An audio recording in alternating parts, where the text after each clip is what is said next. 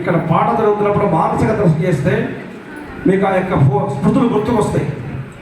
గుర్తుపెట్టడం ద్వారా ఎంతటి కఠిన హృదయమైనా కరిగిపోతుంది. ఎక్కడికి వెళ్తుంది అమ్మాయి? అత్తవారింటికి వెళ్తుంది.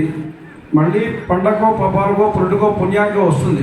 అయినప్పటికీ కూడా కొంతకాలమే ఉంటుంది కాబట్టి కనిపించిన పిల్ల అట్లా అత్తవారంట గట్టం చూసి బావురు అంటూ ఆకాశరాజు చెందేటువంటి వేదన అంతా ఇంత కాదు. అది గుణావతి బిడ్డనప్పగించదము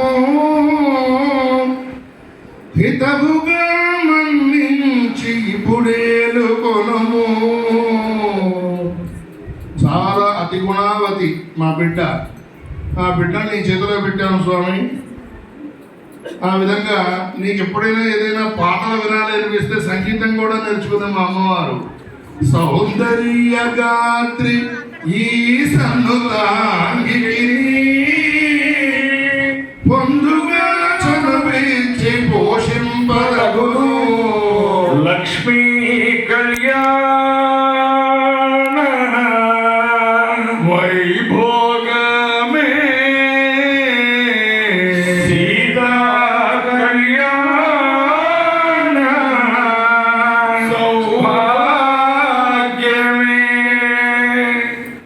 అని మళ్ళీ స్వామివారి మీద చూస్తూ మంకుతనంబను మాట మాత్రం పొంకలుగా నీతోటి పొందుగా విచ్చు లక్ష్మీ ఒంటరిగా ఉండలేదొకప్పుడైనా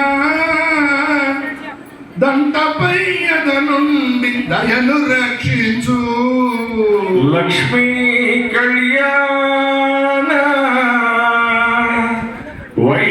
వైభోగమే సీతా కళ్యాణ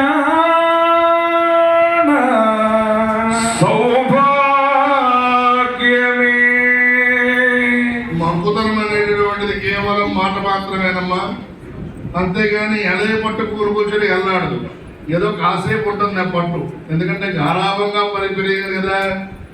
అందులోనూ ఏనాడు కూడా ఒంటరి కాలేదు.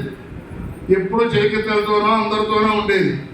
నువ్వు ఇంతవరకు ఎలా తిరిగేవో మాకు తెలియదు. కాస్త ఇక్కడి నుంచి మా అమ్మవారిని కూడా నీతో పాటు ఎక్కడికి కావాలంటే అక్కడికి తీసుకెళ్తూ ఉండు స్వామి అని చెప్పి పనులేమి ఎరుగదు పసిబిడ్డ గోలా పనులేమి ఎరుగదు పసిబిడ్డ గోలా దినదినం గును నేర్పి దిద్దుకోదగును